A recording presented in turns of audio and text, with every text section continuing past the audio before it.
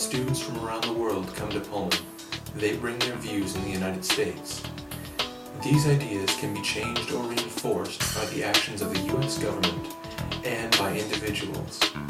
Today, we will meet 3 international students and hear their thoughts concerning American foreign policy. Hi, I'm Brad Gertz. And I'm Eric Adams.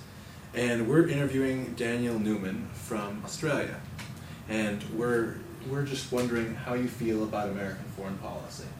Well, I have issues with America's unilateral attitudes. I don't agree with how America has the arrogance to think that it can do whatever it wants with blatant disregard for the consequences of its actions. And I also have issues with the fact that this consequently leads to other countries basically being America's lapdog in order to keep on their good side and not incur the wrath of the mighty Americans. All right. Thank you. You're Ben Clow, a business major. And Ben, you're from Wales, aren't you? Yeah, All right. from Wales. It's good. And how do you feel about U.S. foreign policy?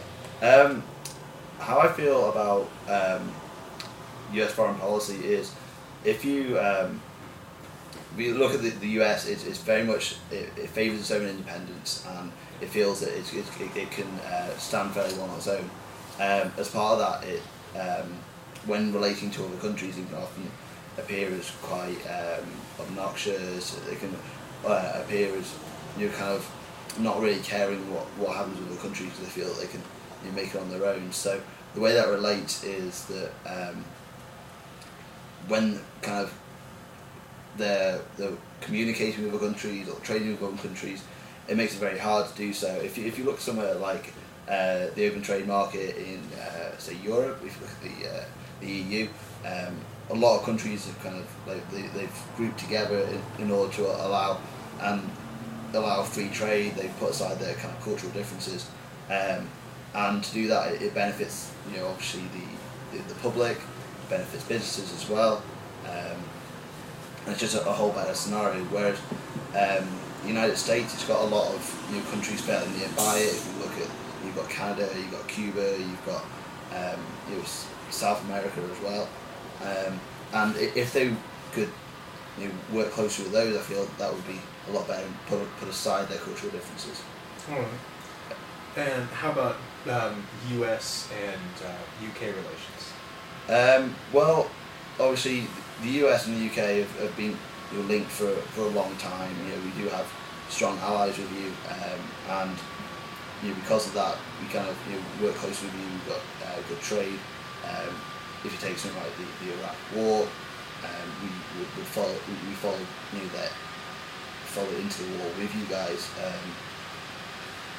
Whether we kind of actually should have gone in, or whether we wanted to go in is a separate matter, but because we are allies, that's just the way it worked.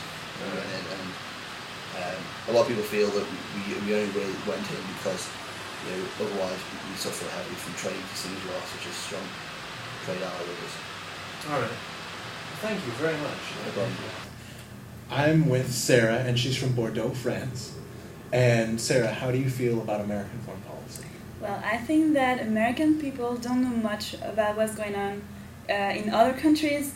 It can be in Europe or in Africa. They don't really know what's going on there. So everything they want is to take advantage of other countries and to try to promote fake democracy. They do everything saying they want to promote democracy and the human rights and things like that, but actually what they want is to take the oil of some countries, or they just don't know what to do, and they just don't really care about other countries. I think they just want to be rich and wealthy and just take natural resources in other countries and try to make them benefit for themselves only and not for the others. So that's just the way I feel for American policies, and it seems to me that it's not really important for them. During the political debates between McCain and Obama, they didn't really talk about the foreign policies. They don't really know what to do, and they don't really have a lot of things to do with foreign policies.